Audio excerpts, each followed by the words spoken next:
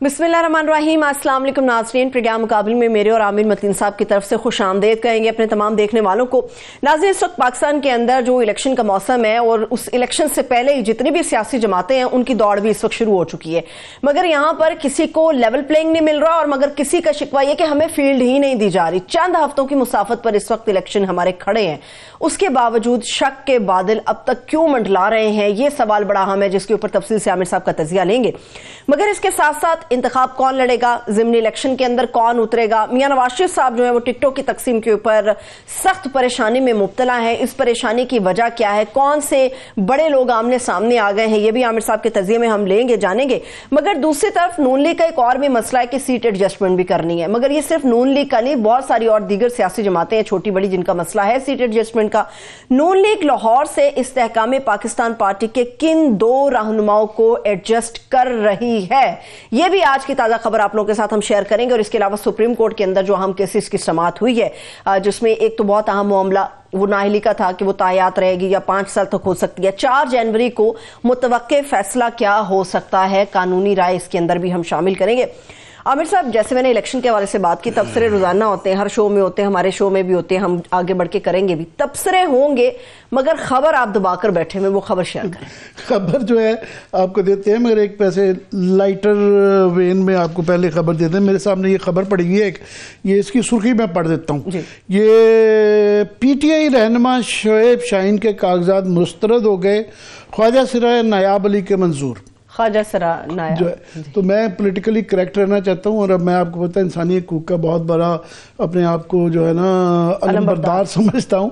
तो बड़ी अच्छी बात है कि ट्रांसजेंडर जो है ना उनके हकूक़ जो हैं, ना सिर्फ कि अभी उनको हकूक़ उनके मिल रहे हैं, मगर इस हद तक वो आगे चले गए हैं कि पीटीआई उनके बराबर नहीं ले पा रही। ये सुर्खी मुझे भी सुर्खी कि दोस्त किसी ने सुर्खी शरारत की हुई है कि लगा के कोई उसमें खुदा न खास्ता मैं ट्रांसजेंडर की शान में गुस्ताखी नहीं करना चाह रहा। बड़ी अच्छी बात है कि वो इलेक्शंस के अंदर शमूलियत उनकी कर रही है, मगर इस वक्त हालात यही हैं कि ये कासी करती है हालात की। और हालात ये हैं कि पार्टी के एक पार्टी है सिर्फ जो कि इलेक्शन के अंदर नजर आ रही है और वो भी इंटरनल मीटिंग में पब्लिक के अंदर नहीं आ रही, उसका नाम है नून लीग। और पीटीआई की सूरत हाल ये है कि उनके शोएब शाहीन साहब के वकील हैं, उनके तर्जमान रहे हुए हैं, 3 हलकों से उन्होंने उनके कागजात उनके नहीं हुए हैं।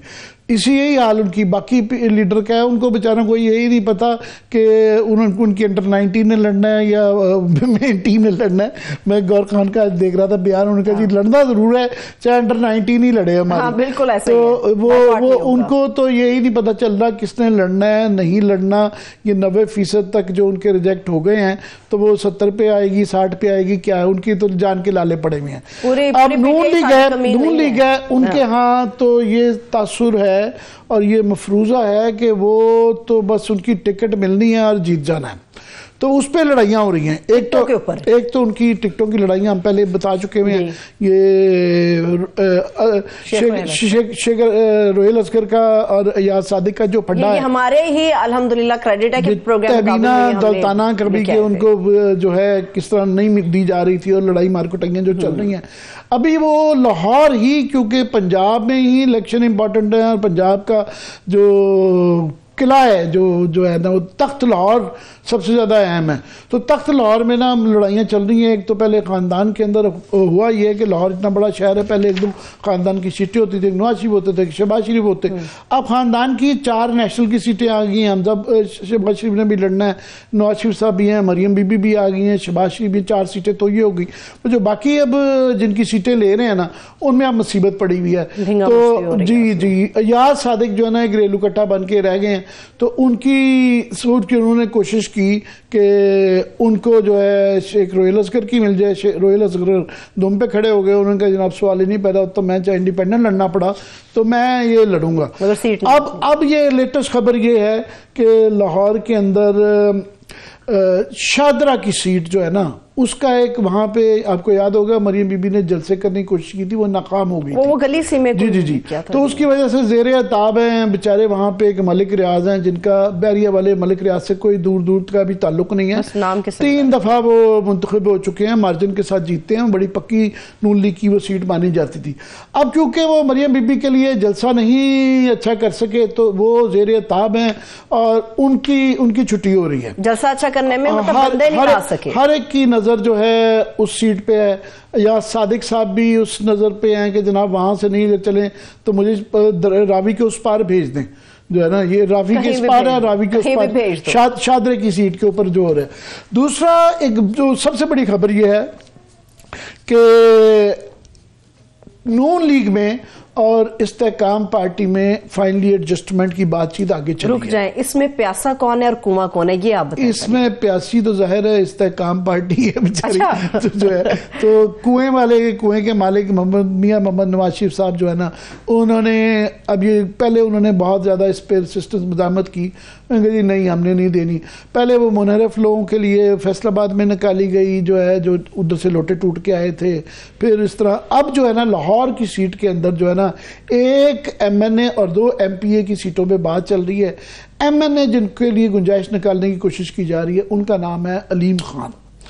अब अलीम खान की क्योंकि बगैर ये भी अभी नहीं पता कि ये मफरूज़ा है कि ये टिकट मिलने से ये ज़रूरी नहीं है कि वो बस जीत जाएंगे, मगर वो बहरहाल उनको ये नज़र आ रहा है कि जो उनकी पहले सीट जो लाहौर के अंदर से वो पहले लड़ रहे थे तो वो वहाँ से उनका चांस नहीं बन रहा, तो उनको या तो फिर मरियम जिस सीट से खड़ी हुई है वहाँ कुछ गुंजाइश निकाली जाएगी, उनको इधर उधर किया जाएगा। क्या मतलब मरियम बीबी को बिठाया जाएगा उनकी जगह पे, या उनको बिठाया जाएगा? वो 2-3 हैं, एक है क्योंकि हल्कों की हैयत बदल गई है तो एक है 119 है, एक 120 है, तो 117 है। अलीम खान के लिए 117 में देखी जा रही कि वहाँ गुंजाइश निकल आए। अच्छा। तो मरियम को का हल्का इधर उधर कर दिया जाए या फिर उनको शादरा फिट किया जाए।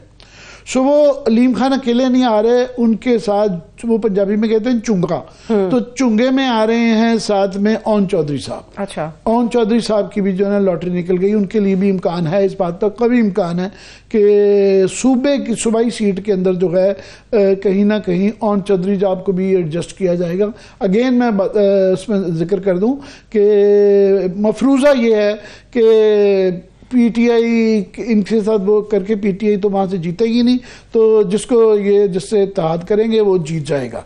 तो ये साथ में अभी या सादिक का ये फैसला नहीं हो पा रहा। अब नेक्स्ट क्वेश्चन इसका ये है कि अगर अलीम खान के लिए एडजस्टमेंट गुंजाइश निकल आई है, ओन चौधरी के लिए निकल आई है, तो जो पार्टी के सरबराह हैं जहांगीर तरीन साहब, ज़ाहिर है कन्विक्शन का केस है कि नवाज शरीफ के नॉमिनेशन पेपर्स होंगे तो उनके भी क्लियर हो जाएंगे, तो क्या उनके लिए मुल्तान में या लोधरा में 2 सीटें जहाँ से कर रही हैं उनके लिए गुंजाइश निकलती है कि नहीं निकलती है? सो बेसिकली ये है कि जिन लोगों ने एडजस्टमेंट करवानी है उन्होंने कहा नहीं जनाब, ये नवाज शरीफ साहब कुएं के मालिक से कहा है कि ये आपने मर्जी नहीं करनी। अच्छा। थोड़ी सी हमारी मर्जी भी चल रही है। सो वो मर्जी के मुताबिक पहले उन्होंने, आप देखें राजा रियाज वगैरह के लिए नवाब वसीर जो है फैसलाबाद में उनके लिए गुंजाइश निकाली, अपने बंदे छोड़ के तो उनको सीटें दी। उस तरह फिर अब लाहौर में निकली है, तो अब ये देखना है नेक्स्ट ऑफ मुल्तान में लोधरा में निकलता है या नहीं करता। सो ये एक हो गया, ये तो एक। लेकिन मुझे आप ये बताया, आपने वो मलिक रियाज वाली सीट वो शादरा वाले हवाले से कहा कि वहां पे कुछ और एडजस्ट करने की कोशिश करे, जो आदमी 3 दफा वहां से इलेक्ट हुआ है आमिर साहब, क्या वो इनके कहने पे छोड़ देगा वो जगह? आपको लगता है इंडिपेंडेंट कैंडिडेट के तौर पर भी वो सामने आ सकता है और इनको टफ टाइम दे सकता है? जी, वहाँ पे जो है ना शादरे की, मैंने जिस तरह कहा वो 3 दफ़ा वो मुंतखब मलिक रियाज साहब हो चुके हुए हैं, तो वो अब यही क्वेश्चन है कि वो एक तो कि वो इंडिपेंडेंट लड़ेंगे नहीं लड़ेंगे, क्या घर जाके बैठ जाएंगे? चुप तो नहीं बैठ। फिर नीचे वहाँ पे पूरी लड़ाई चल रही है, वहाँ गालिबन एक जलाली साहब भी हैं, तो वो यूनियन लेवल पे लोग खत लिख रहे हैं नवाज शरीफ को कि जनाब ये हमारा भी परवाह कर लें, आपस में घर में बैठ के ड्राइंग रूम के अंदर आप लोग फैसले कर रहे हैं, तो हमारे से भी पूछ लें कि हमने क्या करना है। दूसरा कि PTI भी भाई वो अभी ठीक है, मार दिया पीट दिया, वो जो है नायाब अली को, वो आपने जो है नायाब अली के पेपर्स एक्सेप्ट हो रहे हैं, बाकियों के एक्सेप्ट नहीं हो रहे। बाकियों में PTI में शोएब शाहीन साहब कंपैरिजन अजीब है ये। सो वो अब सुर्खी निकाली हुई है, तो मैंने उससे कि कुछ कहने की कोशिश की जा रही है कि ये अच्छा है, ट्रांसजेंडर्स को तो हकूक मिल रहे हैं, मगर जो नॉर्मल जेंडर्स हैं, नॉर्मल क्या वो भी नॉर्मल ही है, तो उनके सलब करके उनको दिए जा रहे हैं। तो वो कह रहे हैं कि हमें पीटीआई कह रही है बेसिकली कि हमें नायाब अली के बराबर के हकूक दिए जाए, जो है ना। ये सूरत है। अभी चलिए जरा ये हकूक की जो जंग है इसके अंदर बात करते हैं, कानूनी राय शामिल करते हैं। इस वक्त हमारे साथ माहिर कानून बैरिस्टर मोहम्मद अहमद पंसोता साहब शामिल है। बहुत शुक्रिया पंसोता साहब, थैंक यू सो मच। जी, मैं इसलिए भी पंसोता साहब का बहुत शुक्रगुजार हूँ कि इस वक्त सारी सियासत घूम फिर के अदालतों पे मुनहसर है। वहाँ पे आज 3-4 बड़े मुकदमे चल रहे हैं और 621F का केस एक चल रहा है नवाज शरीफ साहब का, उसके ऊपर डायरेक्टली बेनिफिशरी वो हो सकते हैं अगर ऑलरेडी नहीं हो गए, कि उनकी जो तायात नाअहली थी उनकी भी और जहांगीर तरीन की भी, तो वो ख़त्म हो जाएगी। तो ये एक क्वेश्चन है, ये भी अदालत के अंदर इस पर भी बात करेंगे। फिर और भी 2-3 केसेस हैं, पर मैं पहले एक जेनरिक सा एक क्वेश्चन करना चाहूँगा पंसोता साहब से। सर, इसकी प्रोसीडिंग्स जो हैं वो आज फिर दोबारा टीवी पे बराह रास्त नशर की गई, तो अभी पहले भी हम ये बात करते हैं कि अच्छी चीज़ है या बुरी भी चीज़ है। अच्छी चीज़ तो ये है कि जो भी आम आदमी को मौका मिलता है देखने का कि हमारी अदालतें कैसी होती हैं और किसकी में कितना दम है और उनकी क्या काबिलियत है, वो नज़र आता है। बुरी चीज़ जो उसके अंदर हो रही है कि आज बड़ी तल्ख गुफ्तगू हुई, बहुत ज़्यादा इतनी सख्त गुफ्तगू हुई कि जिससे कि अदालत की शान में कोई इजाफा नहीं होता। क्या कहेंगे आप? जी बिल्कुल, आई थिंक ये बड़ा ही एक मुश्किल सवाल है जी आंसर करना, बट मैं ये जरूर बता सकता हूँ आपको कि दोनों साइड पर प्रॉज और कॉन्स क्या हैं। देखिए, सबसे पहली बात यह है कि we live in a day and time जिसमें राइट टू इन्फॉर्मेशन, आपकी एक्सेस टू इन्फॉर्मेशन जो है वो हर एक का बुनियादी हक है और आइन जो है उसकी गारंटी करता है।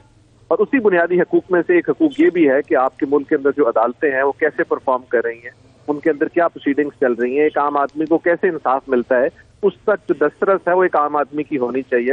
And from that point of view उसकी एक एक्सेस जो है वो जरूरी है। बट साथ साथ मैं समझता हूँ कि पाकिस्तान एक ऐसा मुआशरा है जहाँ पर अनफॉर्चुनेटली और फॉर्चुनेटली कह लें कि सियासत सारी की सारी हमेशा से सुप्रीम कोर्ट के लॉन्स में या लेफ्ट राइट होती रही है। इस वक्त तो सुप्रीम कोर्ट के अंदर हो रही है, बिकॉज पाकिस्तान के तमाम पोलिटिकल केसेस, पाकिस्तान की ख्वाह वो इलेक्शंस हो, क्वालिफिकेशन डिस्क्वालिफिकेशन हो, कोई भी बुनियादी मसला जो है वो सुप्रीम कोर्ट में जाकर लैंड करता है। जब ऐसी सिचुएशन में किसी मुल्क की अदालतें कन्फ्रंटेड हों तो मैं समझता हूं कि उसकी लाइव टेलीकास्ट भी दिखाना शायद उतनी प्लॉजिबल बात ना हो। उसकी वजह यह है कि उसके अंदर फिर तकरार होती है, उसके अंदर बहुत तल्ख हकीकतें सामने आती हैं, उसके अंदर आपकी जुडिशरी का जो एक रोल है वो भी सामने आता है, आपकी पॉलिटिकल क्लास का रोल भी सामने आता है, आपकी और कुव्वतों का रोल भी सामने आता है, जो कि at times access to information से बात आगे चली जाती है, जिनका जिक्र आपने किया कि तल्ख हकीकतें आ जाती हैं, कि जजेस के रवैये आ जाते हैं। पाकिस्तान में एक आम आदमी ये सोचने पर मजबूर हो जाता है कि पाकिस्तान में किसी को अगर एक वकील को सुना नहीं जा रहा तो एक आम आदमी की क्या सुनाई होगी या क्या उसकी बात होगी। तो ये काफी सारे मसाइल दरपेश हैं, लेकिन चूंकि मेरा व्यू ये है कि मैं बिलीव करता हूँ एक्सेस टू इन्फॉर्मेशन में और एक फ्री मीडिया में बिलीव करता हूँ, और मैं समझता हूँ कि हर चीज सामने आनी चाहिए कि उससे बेहतरी आती है, तो मेरा तो वोट इस तरफ है। लेकिन ये एक 50-50 केस है जिस पर दोनों साइड पर दलाइल दिए जा सकते हैं। दूसरा एक तासुर है कि इस वक्त सबसे ज़्यादा अहम चीज़ तो है कि पाकिस्तान में ना सिर्फ के इंतखाबात तारीख पे हों 8 फरवरी को हों, मगर किन हालात में होंगे और उसके अंदर जो है लेवल प्लेइंग फील्ड देना एक सबसे अहम है। आज 4-5 अहम वहाँ पे मुकदमात जो थे निपटाए क्या प्रोसीडिंग्स हुई, मगर एक वो जो अंग्रेजी में कहते हैं ना एलिफेंट इन द रूम, वहाँ पे जो पूरे मुल्क में नज़र आ रहा है, दिन रात मीडिया के अंदर भी नज़र आ रहा है, सोशल मीडिया पे भी नज़र आ रहा है कि जिस तरीके से तायीद करने वालों को और कैंडिडेट्स को मारा पीटा जा रहा है, पूरे पाकिस्तान में नज़र आ रहा है कि एक पॉलिटिकल पार्टी है, उसके 90% लोगों के उनके बकौल पेपर जो हैं कागजात नामजदगी उनके रिजेक्ट हो गए हैं। मगर ये तशवीश क्योंकि कल टेकअप किया हुआ सुप्रीम कोर्ट ने, मगर ये आज किसी ऑब्जर्वेशन में ये तशवीश नहीं नजर आई कि ये रजिस्टर की गई हो सुप्रीम कोर्ट में। आपने जी वंस अगेन एक बहुत इंपॉर्टेंट नुक्ता जो है वो उठाया। मैं समझता हूँ कि हम एक ऐसे मुल्क में रहते हैं जहां पर हमें 20-30 सालों के बाद जाकर इस चीज का पता लगता है कि शहीद जुल्फिकार अली भुट्टो साहब जो हैं उनका जुडिशियल मर्डर हुआ था या उनका केस गलत डिसाइड हुआ था। और इसी तरह बेशतर बहुत सारे केसेस हैं जिनका हमें 30-30 साल बाद पता लगता है, लेकिन जिस टाइम पर वो केसेस चल रहे होते हैं या जिस टाइम पर उनके मामला अदालतों में इल्तवा का शिकार होते हैं, उस टाइम पर जजेस भी उसको समझने से कासिर होते हैं, अवाम भी समझने से कासिर होती है, and everybody is unable to identify the elephant in the room, जिसकी आपने भी बात की है। मैं समझता हूँ कि जो सुप्रीम कोर्ट में भी इस वक्त मुकदमात ज़ेर इल्तवा है, मैं चीफ जस्टिस साहब का बहुत इस चीज पर मशकूर हूँ कि बहुत अच्छी बातें वो की जा रही हैं, जिसमें भुट्टो साहब का केस है बाकी है, बट हमने जो इस वक्त एग्जिस्टिंग इश्यूज हैं पाकिस्तान के, उसके ऊपर कोई खातिर ख्वाह डेवलपमेंट नजर नहीं आ रही, जिसमें से सबसे बुनियादी इशू है आपका इलेक्शन। क्योंकि मैं हमेशा हर प्रोग्राम में ये साइट करता हूँ कि अवाम ताकत का सरचश्मा है, अपने नुमाइंदगान के थ्रू अपनी पावर एक्सरसाइज करते हैं और हाकिमियत अल्लाह ताला की ज़ात की, हमारे आइन का दिबाचा है, पहली बात उसमें ये लिखी है। अगर हम उसको ही इन्फोर्स नहीं करा सकते, और आर्टिकल 218 जो कि आइन का ये कहता है कि एक फ्री एंड फेयर इलेक्शन होने जरूरी हैं, इलेक्शन होना जरूरी नहीं, फ्री एंड फेयर इलेक्शन होना जरूरी है, अगर हम वो चीज इंश्योर नहीं कर पाएंगे तो मैं समझता हूँ कि it will serve no purpose. तो from that point of view judiciary को बिलखसूस सुप्रीम कोर्ट का इस वक्त बड़ा इंपॉर्टेंट रोल है। मकसद ये नहीं है कि 8 फरवरी को एक वो नशिस्तों बर्खास्तों वाली बात हो और मामला आगे चल पड़े जी कि हमने एक इलेक्शन करा दिया है। It has to be a transparent free and fair election, जिसके अंदर फिर बहुत सारी चीजें, आपने रिटर्निंग ऑफिसर्स के कॉन्डक्ट का जिक्र किया, आज की डेट में 47 पिटिशन तो मैं फाइल किए हैं, मैंने आज सुबह से लेकर अभी तक शाम तक 47 जी 47, और उसमें मैं आपको 3-4 बुनियादी रीजन बता सकता हूँ। एक ऑर्डर में तो आमिर साहब ये लिखा हुआ है कि चूंकि ये शख्स जो है इसका कॉन्डक्ट इस किस्म का है कि he will be a threat to the society at large, and लिहाजा हम उनके कागज डिसमिस करते हैं। फिर ये कहा गया कि जी आज कागज रिटर्निंग ऑफिसर जो है उसको स्क्रूटनाइज कर रहा है और घंटा पहले उनको अचानक 10 लाख रुपए का बिल दे देते हैं कि ये आपने पे नहीं किया हुआ, बैंकिंग टाइम भी बंद है। यानी एक कंसर्टेड एफर्ट नजर आ रहा है on part of the election commission of Pakistan through the returning officer के पॉलिटिकल प्रोसेस से लोगों को बाहर करना है। ज्यादातर तरीके इंसाफ के साथ हो रहा है, लेकिन बाकी जमातों के साथ भी ये हो रहा है। मैं उन लोगों में से नहीं हूं जो कहूंगा कि सिर्फ तरीके इंसाफ के साथ हो रहा है, पीएमएलएन की कुछ लोगों को भी बड़ा टेक्निकली नॉकआउट किया जा रहा है रिजर्व सीट्स और इधर उधर। मकसद ये है कि जिन लोगों ने जाके लोगों से वोट लेना है, जिनको लोग पसंद करते हैं, या वो अगर वोट दें या ना दें, उनको आप टेक्निकली, पहले अगर आपको याद होगा तो बड़ी मुश्किल से हमारी जुडिशरी ने जान छुड़ाई थी इस चीज से कि ये दुआएं सुनते थे, दुआएं कनूत का कहा जाता था, उन चीजों के ऊपर शुक्र एक जजमेंट आई कि आप किसी की 62(1)(f) पर या 63 के तहत डिटर्मिनेशन इस तरह नहीं कर सकते।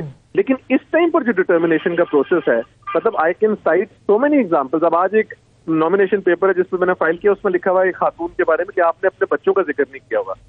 How on the earth is it possible कि खातून के 3 बच्चे हैं, वो अपना फैमिली रजिस्ट्रेशन सर्टिफिकेट लगा रही है, लेकिन ये जी आपने स्पेसिफिकली उनके नाम नहीं लिखे हुए, तो लिहाजा आप डिस्क्वालीफाइड है। कानून और आइन का मकसद ये नहीं है इलेक्शन लॉज में, अब तो बल्कि काजी फायजीसा साहब की ख्वाजा आसिफ केस में जजमेंट है कि जो कंसीलमेंट है या जो आपकी कंसीलमेंट ऑफ एसेट्स है, वो भी अगर इंटेंशनल है, आपको नजर आ रहा है, तो आप उसको पीनलाइज करेंगे। ये तो नहीं है कि अगर एक बंदा अपने घर में एक सोफा बताना भूल गया है या उसके पास लेट से कोई इंपोर्टेड गन पड़ी हुई और डिस्क्लोज करना भूल गया, तो आप उसको इलेक्टोरल प्रोसेस से बाहर निकाल दें। इस किस्म की चीजें जब आप करेंगे तो लोगों का फिर एतबार इस सिस्टम से, डेमोक्रेसी से उठेगा, और फिर ऑफ कोर्स किसी इलेक्शन की कोई क्रेडिबिलिटी नहीं रहेगी। और हर दफा ये सिलेबस सेम है, हर दफा सिर्फ पार्टी बदलती रहती।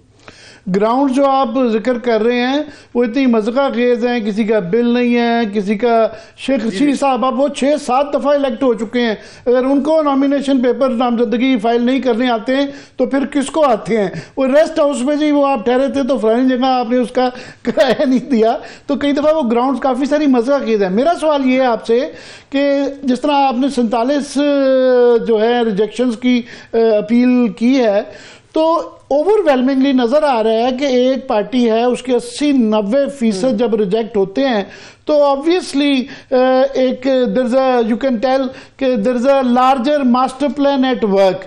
तो बजाय इसके कि आप इंफरादी तौर पे एक एक अपील के अंदर जाए और ट्रिब्यूनल्स के आगे जाए, तो ये लार्जर इसको सुप्रीम कोर्ट क्वेश्चन नहीं कर सकती कल, क्योंकि बाय द वे वो टेकअप भी कर रहे हैं इस चीज़ को। तो क्या उम्मीद करते हैं कि सुप्रीम कोर्ट करेगी?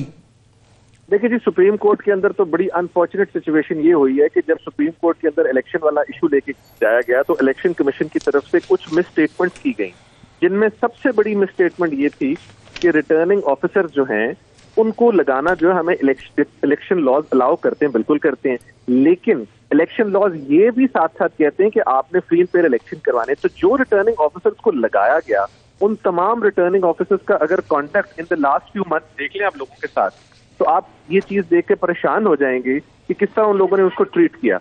उसके बावजूद उनको रिटर्निंग ऑफिसर्स लगाया गया। अब उन रिटर्निंग ऑफिसर्स जो हैं उनका जो कॉन्डक्ट सामने आया है उसको सुप्रीम कोर्ट को बिल्कुल on a larger plane question तो करना पड़ेगा, उसको जस्टिफाई तो उनको करना पड़ेगा कि ये किस तरह फ्री एंड फेयर इलेक्शन करा सकते हैं। अगर सुप्रीम कोर्ट नहीं करेगी तो फिर हमारे पास एज लॉयर्स या जो भी किसी पॉलिटिकल आदमी को रिप्रेजेंट करे, मैं तो आपको एग्जांपल पीएमएलएन की दे रहा हूँ। मैं पीएमएलएन की एक रिजर्व सीट पे खातून का केस कर रहा हूँ, उनको टिकट मिल चुकी है, हर चीज होगी, उन्होंने कहा जी आपने नॉमिनेशन पेपर ही तो फाइल किया हुआ, उसका नॉमिनेशन पेपर भी ऑन रिकॉर्ड मौजूद है, बस जी वो जिसे कहते हैं मैं ना मानू वाली रट है।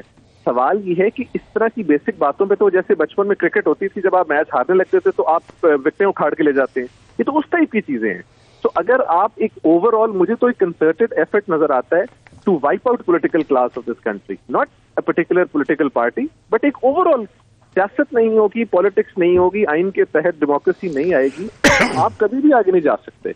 ये और सारे मेजर्स जो हैं ये सारे मेकशिफ्ट मेजर्स हैं। नहीं, ये मैं लीगल तरीका पूछने की कोशिश कर रहा था, क्योंकि ऑब्वियसली इलेक्शन कमीशन के मुतालिक मतलब मुझे कोई डर नहीं है कहते हुए कि अदालत बहुत ज़्यादा लीनियंट हो रही है, कि जिस तरह आपने कहा कि ये ब्यूरोक्रेसी पे करवाने का कई दहाइयों के बाद जो है हम जुडिशरी की बाय ब्यूरोक्रेसी से करवा रहे हैं। और ये जो फैसला हुआ था ये अदालत के कंधे पे बंदूक ये चलाई गई थी रखकर, क्योंकि जब ये ब्यूरोक्रेसी वाली डेट पहले जब फाइल की गई थी और झूठ बोला गया, मगर उनकी झूठ बोलने पे इलेक्शन कमीशन की सरजनिश नहीं हुई, बल्कि उनकी ज़रूरत से ज़्यादा तारीफ भी हुई।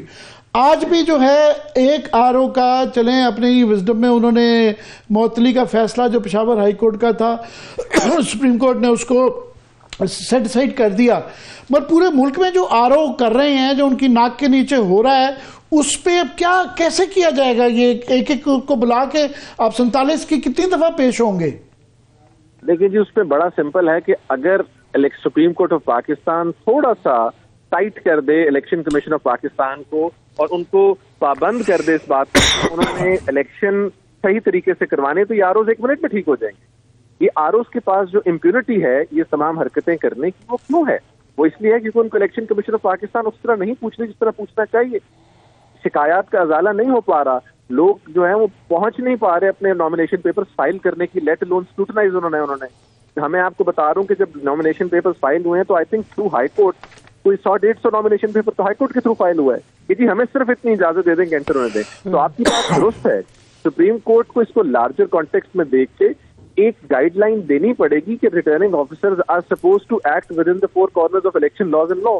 अगर वो ये नहीं करेंगे तो इसका बहुत नुकसान होगा, क्योंकि फिर इलेक्शन एक्सेप्ट कोई नहीं करेगा। उस इलेक्शन की क्या क्रेडेंस रह जाएगी? जिस तरह पाकिस्तान के साबका इलेक्शन हुए हैं बेशतर, एक्सेप्ट फ्यू 1970 और उसके अलावा बाकी तो इलेक्शन की फिर वैल्यू नहीं कोई रह जाती। ये तो बहुत अर्ली स्टेज पे इलेक्शन कंट्रोवर्शियल हो रहा है और उसका फायदा कोई नहीं होगा। और मैं समझता हूँ कि हर इदारे को फायदा तभी है अगर इन रिटर्निंग ऑफिसर्स का रोल जो है इनको रिटर्न किया जाए अपने उस रोल पर जो कि होना चाहिए अंडर द इलेक्शन एक्ट। जी, दूसरा एक वहाँ पे जो केस टेकअप किया गया है वो ज़ाहिर 621 का है कि तायाद जो नवाज शरीफ साहब की नाअहली का केस है, ज़ाहिर है उसके सबसे ज़्यादा बेनिफिशरी बड़े जो हैं वो नवाज शरीफ साहब हैं। सो वो उसके ये टाइमिंग के ऊपर भी क्वेश्चंस हो रहे हैं कि जनाब एक तरफ जो कि ये सबसे बड़ा इस वक्त मसला है कि वो लंबी डेटें मिलती हैं, उसके दौरान छुट्टियां आ गई हैं, वो उस तरह का अर्जेंसी से नहीं टेकअप किया जा रहा कि ये केस। एक तो उसके मुतालिक मैं आपकी ओपिनियन में चाहूँगा कि आपकी क्या टेक है उसके ऊपर तायाद नाअहली पे। दूसरा कि जिस तरीके से उसको टेकअप किया जा रहा है। जी जी, मैं आपसे बैरिस्टर साहब पूछ रहा हूँ। जी बिल्कुल। अच्छा जी, पहली बात यह है कि जो तायाद नाअहली है उसके ऊपर मेरा व्यू ये है कि मैं ज़ाती तौर पर उसके हक में नहीं, मैं किसी भी पॉलिटिकल आदमी के ऊपर कंप्लीट बैन के हक में नहीं हूँ। ठीक है, पार्शल 3 साल 5 साल मैक्सिमम होना चाहिए, हो भी जाए जो कि सजा के थ्रू हो, 63 जिस तरह कहता है, बट परमानेंट बैन के मैं हक में नहीं हूँ। लेकिन जो जिस तरह आप तरीकेकार की बात कर रहे हैं, जो टाइमिंग है वो ऑफकोर्स, मैं चूंकि जुडिशरी का केस टेकन अप है मैं उस पर उस तरह कॉमेंट नहीं करूंगा। लेकिन इंटरेस्टिंग सिचुएशन इस वक्त ये बन चुकी है कि एक पार्लियामेंट की अमेंडमेंट है इलेक्शन एक्ट की, जिसके मुकाबले में एक जजमेंट मौजूद है सुप्रीम कोर्ट की। अब दोनों का आपस में मुआवजा होगा। जब अगर तो लेट से कागज अलाउ हो गए तो ये बात ट्रेवल करती करती सुप्रीम कोर्ट तक जाएगी। अब सुप्रीम कोर्ट ने खुद ही उसकी कोशिश की कि हम इसको रिजॉल्व कर दें, अच्छी बात है, लेकिन देखना ये होगा कि क्या एक ऐसी सुप्रीम कोर्ट की जजमेंट जो आइन की तशरीह कर रही है उसको एक ऑर्डिनरी लेजिस्लेशन के थ्रू टर्न डाउन किया जा सकता है। मेरा उस पर जवाब यह है कि नहीं किया जा सकता। In as much as I want कि ये चीज नहीं होनी चाहिए, बट वो जजमेंट को आप टर्न डाउन नहीं कर सकते। इस तरह तो कल को कोई भी बंदा एक सिंपल मेजोरिटी से एक्ट पास करेगा और कहेगा जी हम सुप्रीम कोर्ट की जजमेंट को नहीं मानते, तो ये एक क्लासिकल कॉन्फ्लिक्ट आएगी। But let's see how the court और the bench resolves it, it is yet to be seen. दूसरा जो एक बहुत ज़्यादा अहम केस वो गुमशुदा अफराद का था कि उस पर, क्योंकि ये बड़ा ही हसास मामला है और कई अभी तो 2.5 से भी ज़्यादा ये सिलसिला चल रहा है और इस पर बड़े कमीशन, बड़े कई फैसले इस पर आ चुके हुए हैं। तो मेरा उसके ऊपर ये है कि ये फैसला अदालत के फैसलों या कवानीन का नहीं है जितना कि अमल दरामद का है या कानून की नाफरमानी का है। तो उस पे आज बड़े तल्ख से ऑब्जर्वेशंस आई जिससे बड़े लोगों की बड़ी हसासियत जो है मजरू हुई है। आप दुरुस्त कह रहे हैं जी, क्योंकि उसमें तासुर ये दिया गया या अदालत को ये तासुर मिला कि जैसे किसी एक पॉलिटिकल जमात के जो अफराद हैं उनकी बात की जा रही है और उन्होंने कहा कि ये एक ओवरऑल होलिस्टिकली इशू को डिस्कस होना चाहिए। लेकिन सवाल ये है कि जिस किसी का भी इशू सामने आ गया है, अगर आपके सामने अदालत के आगे एक इशू आ गया तो उस इशू को सीरियस लेना चाहिए। बिकॉज जिन लोगों के बारे में कहा गया कि वो कौन है और उनको कहाँ हुआ, कब गायब हुए, उन लोगों के आई थिंक दिल मजरूह हुए इस बात से। उसमें काफी सारे लोग हैं, मैं किसी का नाम लेना नहीं चाहूंगा कि मजीद हम उसकी दिल मजरूह करें, लेकिन किसी का भी केस सामने आ गया, अगर आपके सामने लेट से 100 लोगों का आ गया, आप 400 लोग और ऐड कर लें उसमें, आपको उसको होलिस्टिकली खुद डील करने, आपके पास पावर है under 1843 to deal with it. अगर एक पार्टी का है और कोई मिसिंग उसके हो गए हैं तो बाकी लोगों को भी शामिल तफ्तीश कर लेना चाहिए कि उनको भी हिस्सा बना लिया जाए। रियासत का फर्ज है जी कि एक शख्स भी खुदा ना खास्ता गायब होता है तो उसको रिकवर करवा के वापस लाना। तो यहाँ पर तो कितने सारे लोगों का जिक्र था। हाँ ठीक कह रहे हैं वो चीफ साहब कि तमाम पोलिटिकल पार्टीज के क्रॉस द बॉर्डर जिन लोगों की उन्होंने मिसाल दी कि वो पहले गायब हुए, तो वो लोग तो सब रिकवर हुए और उनको पॉलिटिकल गवर्नमेंट में रिकवर किया गया। तो इस इशू को भी आई थिंक होलिस्टिकली सीरियसली लेना चाहिए, बजाय इसके कतई नजर इस चीज के कि किस पॉलिटिकल पार्टी का बंदा उसमें इन्वॉल्व है या नहीं है। ये पाकिस्तानी है, तमाम लोग हैं, पाकिस्तान के लोग जी। उसका एक तो जाहिर है पहलू जो है वो एक सबको ब्रैकेट नहीं किया जा सकता इकट्ठे कि जाहिर है बलूचिस्तान के जो अगवा आने वाले लोगों की एक अपना तनाजुर है, केपी के अंदर अपना तनाजुर है और कई फैसले इस पे आ चुके हुए हैं, कमीशंस बन चुके हुए हैं। मगर आज की भी हकीकत है कि ये इलेक्शन से रिलेटेड फौरी तौर पे जिस तरीके से लोग गायब किए जा रहे हैं, वो अदालत ने खुद कहा है टाइम पे और शफाफ इलेक्शन होने चाहिए, वो उसकी राह में रोड़े अटकाने की कॉज बन रही है। सो उसकी फौरी एक वैल्यू भी है। बिल्कुल बिल्कुल आपकी बात दुरुस्त है जी कि वो उस केस की एक सिंबॉलिक वैल्यू भी है और उसके साथ साथ इस वक्त एक आई वुड से कि प्रैक्टिकल साइड जो है उसके अंदर इफेक्ट कर रही है पाकिस्तान के पीएम पर इलेक्शन को। तो इस केस को बहुत सीरियसली लेने की जरूरत है और इस केस को एक ओवरऑल इनकम्पस करके इसका कैनवस को एनलार्ज करके सारे लोगों को इसके अंदर शामिल करने की जरूरत है, ताकि एक ऐसा फैसला है जिसमें लोगों को यकीन हो कि रियासत जो है वो उनकी कवानीन की, उनकी राइट टू लाइफ को प्रोटेक्ट करने में कामयाब हो जाती है। जी एक और मैं जरा नाज़रीन के लिए एक और मैं देख रहा था कि हमारा तासुर यहाँ पे ये है कि एक पार्टी को क्लियरली जो है बहुत ज़्यादा दीवार के साथ लगाया जा रहा है और साबिक वज़ीर कानून जो हैं आज़म नज़ीर तारड़ साहब का ये बयान देख रहा था। उन्होंने बयान दिया कि जी पीटीआई को इंतखाबी निशान से लेकर हर मामले में रिलीफ मिल रहा है। तो ये बल्ले से लेके तो ये आपका भी यही तासुर है? नहीं जी, मेरा तो खैर इस पर एक डिफरेंट व्यू और मेरा वही व्यू है जो पाकिस्तान की बेशतर अवाम सोचती है, जो खल्के जुबान को नकारा है खुदा समझो। बट वंस अगेन वो तो आपके अपने देखने का जाविया है। उनका मेरा ख्याल पीएमएलएन का व्यू ये है कि जब तक बल्ला तरीके इंसाफ के लोग हर तरह बिल्कुल क्लियर नहीं हो जाते तो तब तक फ्री एंड फेयर इलेक्शन नहीं हो सकते या लेवल प्लेइंग फील्ड नहीं हो सकती। वो तो फिर लेवल प्लेइंग फील्ड नहीं, वो तो सिर्फ प्लेइंग फील्ड होगी ना जी, लेवल तो उसमें रह ही नहीं जाएगा।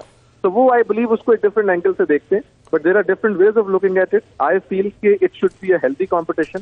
तमाम जमातों को इजाजत होनी चाहिए कि वो पार्टिसिपेट करें ताकि the best person should win, जिसको अवाम पाकिस्तान की इलेक्ट करे।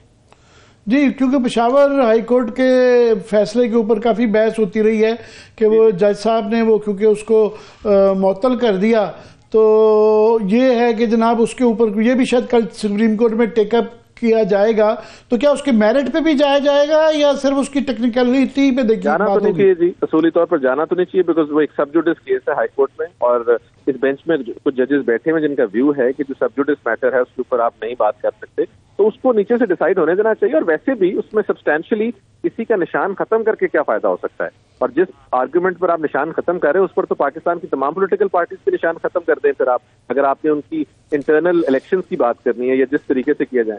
तो आई डोंट थिंक सो कि ये केस को कल इस तरह डिस्कस करना चाहिए, बट लेट्स सी, अगर उसको इम्पेडिमेंट समझा जाएगा इलेक्शंस में तो शायद फिर उसको इस तरह डिस्कस भी किया जाए। लास्टली कि ये कल जो है इलेक्शन कमीशन को और चीफ सेक्रेटरीज को और आईजी हजरात को लेवल प्लेइंग फील्ड के हवाले से बुलाया जाएगा, तो आपके ख्याल में क्या ये डायरेक्टली आईजीज और चीफ सेक्रेटरीज को ये डांटा जा सकता है या ये इलेक्शन कमीशन के थ्रू होगा? डांट तो पड़ जाएगी जी, लेकिन अब देखते हैं कितनी इफेक्टिव होती है। डांट तो आपको पता सुप्रीम कोर्ट से पढ़ना इतनी बड़ी बात नहीं होगी, वो तो शायद पढ़ भी जाए कि अपना काम सही तरह करें, बट उसको कितना इफेक्टिवली करते हैं that is yet to be seen. बहुत बहुत शुक्रिया आपका मनसूदा साहब। Thank you so much. Barrister Mohammad Ahmad Mansooda साहब हमारे साथ मौजूद हैं। आमिर साहब अभी एक ब्रेक ले लेते हैं, जब हम ब्रेक से वापस आएंगे सियासी गुफ्तगू यहीं से आगे बढ़ेगी, मगर इसके साथ साथ इलेक्शन का चूंकि मौसम है, हर सियासी जमात इस दौड़ के अंदर शामिल है, उसके बावजूद इलेक्शन का होना इस कदर मशकूक क्यों हो रहा है, इसके ऊपर भी हम बात करेंगे। Stay with us.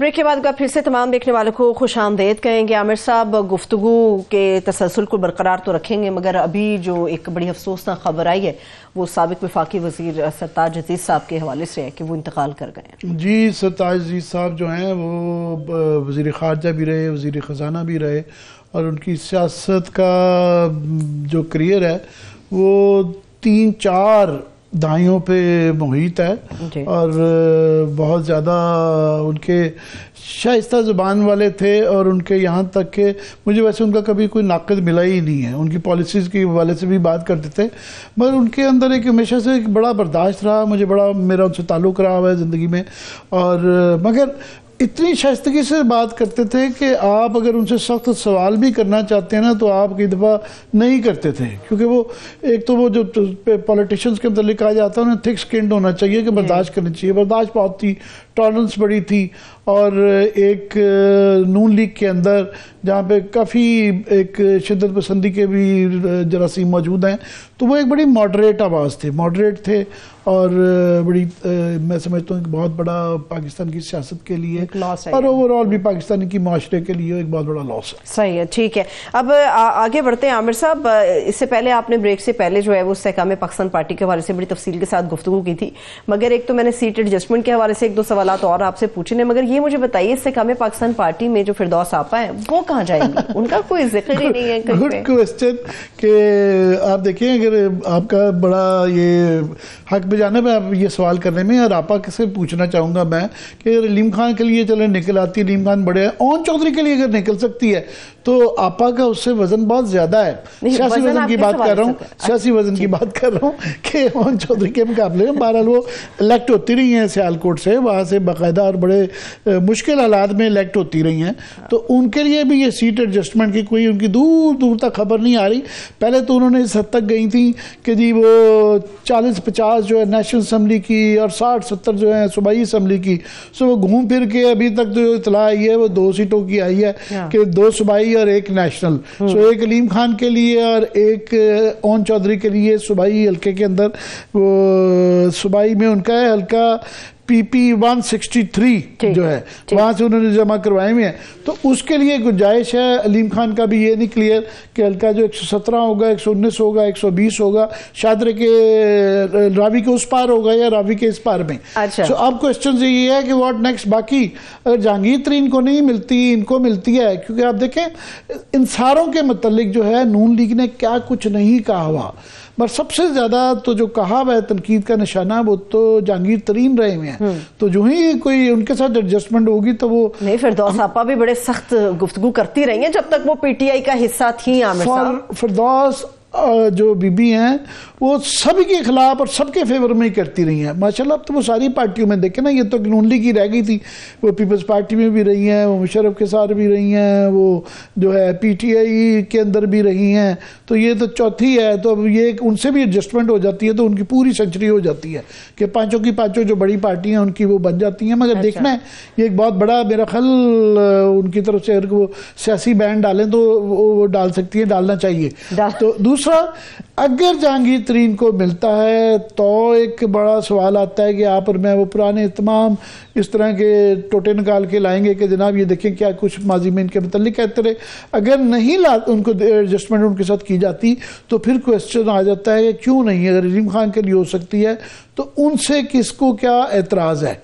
जब आप देखें ना मुनर्रफ अफराद जो हैं उनके लिए जो है नवाब वसीर के लिए फैसलाबाद में निकली, हमारे राजा रियाज को पिछान लिया, हाँ। उन्होंने उनको पिछान लिया, हाँ। और जो है बाकियों को ख़वातीन की सीट में उज़्मा कारदार को दे दी, तमाम लोटों को एडजस्ट किया जा रहा है। तो फिर ये एक बहुत बड़ा क्वेश्चन होगा। एक और भी सवाल इसी से जुड़ा है, आपने कहा कि फिरदौस साहिबा के लिए भी कुछ गुंजाइश होनी चाहिए, और चौधरी साहब से तो सियासी वजन उनका बहुत ज्यादा है। मेरा सवाल ये है कि ये गुंजाइश शख्सियात के लिए निकल रही है या पार्टी के लिए निकल रही है, ये भी तो देखना होगा ना। नहीं, पार्टी क्या, वो जो एक तासुर यही है कि जनाब इस वक्त एक हलवा पक रहा है तो जो उसमें जिसको हाथ मिल जाए तो वो अगर हलवा पकाने वालों ने फैसले करने हैं तो फिर और भी खाने वाले हैं, तो उनके लिए गुंजाइश निकालनी पड़ेगी। ये अगर तो नवाज शरीफ साहब अपनी बड़ी ज़बरदस्ती करते हैं, अपनी मर्जी करते हैं, मगर यहाँ पे ये फैसला ये टोटली उस तरह के इलेक्शन तो नहीं हो रहे, या तो ना आप टोटली नून लीग अपने ताकत के ऊपर ये इलेक्शन लड़ रही हो, हाँ। जब आप नहीं लड़ रहे, आप मरहूने मिन्नत हैं किसी के कि जनाब किसने जिताना है, किस तरह जिताना है, तो फिर उनके लिए गुंजाइश भी निकालनी पड़ती है। हलवे की परात के आसपास सिर्फ इस्तेकाम पाकिस्तान पार्टी शामिल नहीं है आमिर साहब, और भी दूसरी जमातें हैं, उनके लिए क्या स्ट्रेटेजी है, क्या करना है? अब स्ट्रेटेजी पता नहीं अब ये कैसे की जाएगी। अब तो ये वाला तरीकाकार निकला है ना कि अगर ये ट्रिब्यूनल से ही नहीं निकलते, अगर आरओ आपने रिग कर सकते हैं, आप अभी तक का तमाम इलेक्शन कमीशन को रिग कर सकते हैं, तो ये ट्रिब्यूनल्स भी फिर रिग हो जाएंगे। फिर ये तो अभी क्या कहें, जो है कल इसकी लास्ट डे है कि जहां पे आप अपील दे सकते हैं। ट्रिब्यूनल्स जो हैं इनके ऊपर आप देखिए ना, एक वकील साहब बता रहे हैं कि 47 एप्लीकेशनें तो मैंने देखी हैं। एक पॉलिटिकल पार्टी जो कि पिछली दफा जैसे कैसे भी इलेक्शन थे, मगर सबसे ज्यादा वोट पीटीआई ने लिए थे, उनके 90% लोगों के रिजेक्ट हो गए हैं। तो स्केल देखिए ना, कितनी एप्लीकेशन होंगी जो कि जाएंगी, और इसके अंदर चीदा लोग हैं, उनकी तमाम ही लीडरशिप है, वो यहाँ तक आ गए हैं गौर खान के हमारी अंडर 19 भी लड़ेगी, तो नहीं होगा। ये अच्छी बात है आमिर साहब, अच्छी बात नहीं, एक समझदारी की बात है। सबसे बड़ी मैं समझता हूँ बेवकूफ़ी जो पीटीआई ने की थी, और वो आप जैसे हमारे जैसे तमाम ही लोग कह रहे थे कि ये रिजाइन ना करें, नहीं करना चाहिए इनको, जो है प्रोविंशियल असेंबली के अंदर भी अगर पंजाब की करनी भी थी रिजाइन तो केपी की रखनी चाहिए थी। बड़े समझदार लोगों ने इनको मशवरा भी दिया कि आप एक अपने पास आइलैंड रखें, एक सेफ बेस जो नेपोलियन जिसे कहता था, ताकि वहां पे अपनी जो है ना हेडक्वार्टर लैंड कर सके, जहाँ अटका क्रॉस करके ब्रिज जो है ना, हाँ। आपको पनाह मिल सके, एक पनाहगाह चाहिए थी, तो वो, और फिर नेशनल असेंबली से रिजाइन करने इस्तीफे देके थी, पूरी ग्राउंड खाली कर दी ना उसकी वजह से। अगर ना करते, ये बीच में बैठे होते, तो जिस तरीके से कानून पास किए गए, तो इस तरह कानून नहीं थे पास किए जाने, तो उसके बाद से इनके साथ हुआ।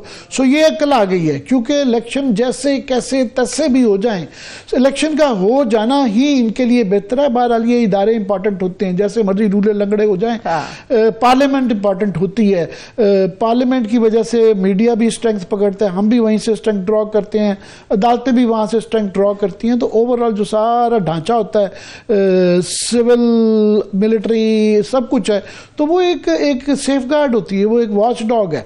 सो इसलिए उसके पार्टिसिपेट होने से ही फिर एक तो ये है कि इनको और एक बेनिफिट मिलता है कि इनको जरा, फिर ये है कि कुछ ना कुछ तो लोग होंगे, कुछ ना कुछ तो वहाँ आवाज़ उठाई जा सकती है। फिर उसके बाद ये है कि फिर और क्वेश्चंस आ जाते हैं इलेक्शन जब होता है।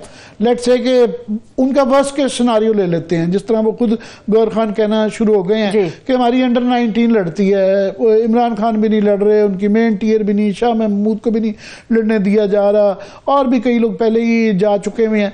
तो उसके बाद भी मगर ये होगा कि जब बंदरबांट होगी, जिस तरह ये इस्तेकाम पार्टी के लिए, नीम खान के लिए गुंजाइश निकली जा रही है, तो जो अगली गवर्नमेंट बनेगी, लेट्स से अगर वो कोलिशन गवर्नमेंट बनती है तो वो किस बेसिस पे फार्मूला होगा, क्या पीपल्स पार्टी होगी नहीं होगी, अगर उसके अंदर इस्तेकाम पार्टी को शेयर मिलेगा नहीं मिलेगा, चीफ मिनिस्टर कौन बनेगा, खानदान के अंदर भी लड़ाइयां होंगी, ये मोहरे तब्दील नजर आएंगे। आमिर साहब तो दरारें आती है ना खानदान के अंदर, पहले तो लड़ाई होगी कि नहीं होती कि चीफ मिनिस्टर कौन बनता है, अगर चीफ मिनिस्टर जो है मरियम बीबी बनती हैं तो हमजा का क्या होगा, शहबाज शरीफ किधर जाएंगे, फिर पार्टी के अंदर वो हैं कि जनाब नए लोग पुराने लोग, ये ऑलरेडी मामला शुरू हो गया है। जिस तरह आप देखें ना ये जावेद लतीफ साहब का, आज आप देखें, मैं जावेद लतीफ साहब के ऊपर आती हूँ। आमिर साहब वो तो ये एतराज कर रहे हैं कि हमें फील्ड ही नहीं मिल रही, हमें मुकम्मल फील्ड ही नहीं मिल रही। मैं पहले प्रोड्यूसर साहब से कहूंगी, जावेद लतीफ साहब अपने हल्के में गए और वहां पे जो कुछ हुआ है वो पहले जरा ऑडियंस को दिखा देते हैं, वापस आके आमिर साहब का तजिया उसके ऊपर शामिल करते हैं।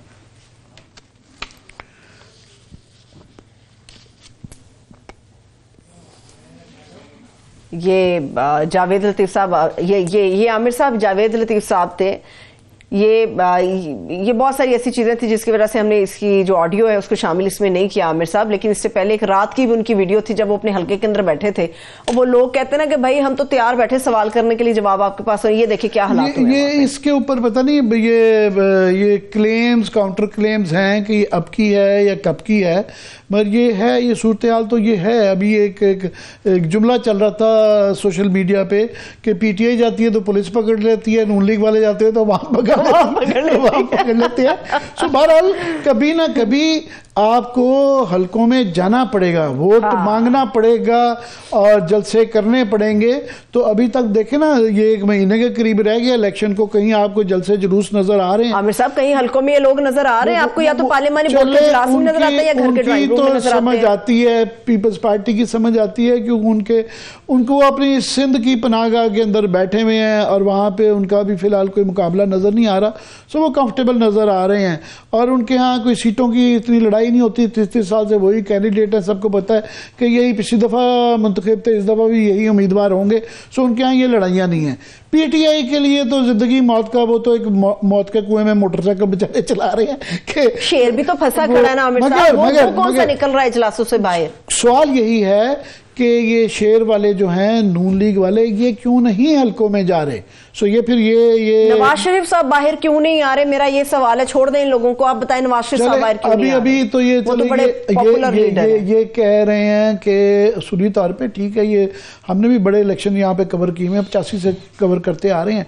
तो ये जब सिलसिला चल रहा होता है ये वाला उम्मीदवारों का, नॉमिनेशंस का, इस दौरान में मोर और लेस पार्टी के जलसे भी पैरेलल साथ साथ चल रहे होते हैं। इलेक्शन शेड्यूल आ गया ना, इलेक्शन शेड्यूल के बाद आपका इंतखाबी शेड्यूल भी हर पार्टी का आ जाता है कि जनाब फलाने दिन हम उधर जाएंगे, फलाने उधर जाएंगे।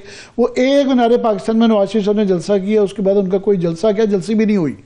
वो ड्राइंग रूम में बैठ के सारा कुछ हो रहा है। मगर ये तस्वीर भी नहीं, ये जावेद लतीफ साहब की अगर नहीं भी सच्ची तो आइंदा सिचुएशन जब फील्ड के अंदर जाएंगे तो पता चल जाएगा कि क्या है। ये बड़ी हद तक आमिर साहब मैं कह सकती हूँ सच्ची, क्योंकि केपीके के अंदर से बहुत सारी ऐसी वीडियोस हमारे सामने आई हैं जो रिसेंट है, जिसके अंदर बाकायदा मस्जिदों में ऐलान हो रहा है कि पीटीआई के अलावा अगर कोई बंदा घुसा हमारे हलकों में तो उसका फिर अंजाम का वो खुद जिम्मेदार होगा। और ये मुझसे अंदाजा हो रहा है, ये काफी सारे मराहल तय करने पड़ेंगे कि आपने जो मर्जी आपके फेवर में, आपने नॉमिनेशन पेपर नहीं एक्सेप्ट करवाए, ताशा को बिला मुकाबला करवा लेंगे, मगर फिर भी थोड़ा सा इलेक्शन तो लड़ना है ना, थोड़ा सा तो लोगों में जाना है। इश्क के इम्तिहान भी और भी हैं, बिलावल साहब की आनिया जानिया कल वो लाहौर आ रहे हैं। नहीं, वो ऑलरेडी मेरे ख्याल, मेरी इतला तो ये वो लाहौर आ चुके हैं। नहीं, मेरे पास जो अभी तक की इतला तक लाहौर पहुंचना उनका करीब है। उनकी कोई वीडियो देख रहा था जिसके अंदर लाहौर के अंदर वो ऑलरेडी मीटिंग कर रहे हैं, तो उनका चल रहा है, उनकी आनिया जानिया चल रही है। नहीं उनके नहीं उनका वो पंजाब में और केपी में, सिंध से बाहर अभी उनको वो पजीराई नहीं मिल रही। वो ऑफ कोर्स वो होंगे, हमेशा लड़ते हैं, खुद भी वो लाहौर से इलेक्शन लड़ रहे हैं, मगर इवन उनकी कोई अभी तक कोई ऐसी शनीद नहीं है। बड़ा डेयरिंग नहीं होगा ये कि भुट्टो साहब के बाद वो आए हैं? उनके लिए एक ये पॉलिटिकल सेटबैक होगा कि अगर वो लाहौर से लड़ते हैं तो ये नहीं, ये सवाल ये होगा कितने वोटों से हारेंगे, ये एक बहुत बड़ा सवाल होगा, क्योंकि यहाँ पे लाहौर में सूरत हाल ये हो गई है कि पहले ये 20-30 हज़ार पीपल्स पार्टी वाले ले जाते थे। पिछले 2 इलेक्शनों में इनके कैंडिडेट तमाम की जमानतें, तमाम ही लाहौर के कैंडिडेट थी। मेरा नहीं ख्याल है कोई बच्चा था जिसकी जमानत जब्त नहीं होती। जमानत ये होती है कि आपको जब 200-400 ही वोट मिलते हैं तो फिर आपकी जमानत जब्त हो जाती है और वो एक बड़ी बेइज्जती होती है। तो इनके वहाँ पे वोट जो है 2000, 4000, 3000, 1500 यहाँ तक आ गए हुए हैं। सो लाहौर में एक किस्म का अगर वो प्राइम मिनिस्टर के कैंडिडेट हैं और वो जाहिर है जुल्फकार भुट्टो के वो नवासे हैं, बीबी के बेटे हैं, तो ये पंजाब से, याद रहे कि भुट्टो साहब पंजाब से लार्जली जीते थे ज्यादा, और उसके बाद बीबी भी जो हैं जो गवर्नमेंट बनाती रही हैं पंजाब की और लाहौर की सीटें, इसलिए मैं कह रही हूं बड़ा लाहौर गढ़ था पीपल्स पार्टी का। तो अब अगर ये सूरत हाल हो जाती है कि वो लाहौर से इलेक्शन हार जाते हैं तो उसका एक पॉलिटिकल सेटबैक होगा, बहुत बड़ा सेटबैक। ठीक है, अभी आमिर साहब सिर्फ चंद हफ्ते बाकी रह गए पाकिस्तान के अंदर इलेक्शन के इनेकाद के लिए, मगर ये इलेक्शन का जो मामला है बड़ा ही मशकूक है। हालांकि अब तो सारे मामला तय हो गए, फंड्स जारी हो गए, पुलिस की नफरी भी मिल जाएगी, ये भी आ रहे खबरें कि पोलिंग स्टेशन जो हसास है वहां पे पाक फौज को तैनात कर दिया जाएगा, मगर उसके बावजूद सब हो गया तो ये इलेक्शन का इनेकाद मशकूक क्यों है? मैं ये आज सुप्रीम कोर्ट ने ये इस पे ये सवाल चीफ जस्टिस साहब ने किया है कि अभी भी कौन बातें कर रहा है। तो मेरी उनसे गुजारिश होगी ये आप अपने वकीलों से ना पूछें, अटॉर्नी जनरल से ना पूछें। ये अगर फजलुर रहमान साहब का ये तवत्तुर के साथ, कोई दिन नहीं होता ऐसा जब ये बयान नहीं देते हैं कि जिसके ज़रिए लोगों के जहनों में शक डाला जाता है कि जनाब नहीं हो पा रहे। अभी भी आज भी जो है, कल भी कहा, परसों भी कहा, तो खुदा के लिए इनको बुला के पूछ लें कि ये जो कह रहे हैं कि इलेक्शन जो है नहीं होने चाहिए या नहीं हो रहे, सियासी वजूहत नजर आ रही हैं, वो तकरीबन वाइप आउट हो गए हैं। केपी से खासतौर पर अपने आबाई डेरा इस्माइल खान से आपने देखे हैं, उन्होंने अपने खानदान के आधे दर्जन के लोगों को सीटें दी हुई हैं और खुद मौलाना का पहले भी वो हार चुके हैं। 30 साल 40 साल में पहली दफा पिछली गवर्नमेंट के अंदर वो किसी गवर्नमेंट का हिस्सा नहीं थे। आखिर में पीडीएम की जब बनाई तो जबरदस्ती उसके अंदर फिर ये शामिल हुए और हाउसिंग की, हमेशा हाउसिंग की मिनिस्ट्री ली जाती है और वो वैसे ही नहीं ली जाती। तो उनकी दुकान चल रही है फर्स्ट क्लास। उनके समधी जो हैं वो गवर्नर हैं केपी के, समधी के जो बेटे, इनके जो दामाद हैं वो मेयर हैं पेशावर के। उनका बड़ा सही, आपने देखा शादी की उनकी वीडियो देखी थी। मैं ये कहता रहता हूँ, मुझे इसलिए तकलीफ होती है कि मुझे शर्फ हासिल रहा है घुटनों में बैठने के मौलाना मुफ्ती महमूद साहब के। बहुत ही दरवेश आदमी थे, बिल्कुल सादगी का एक नमूना थे।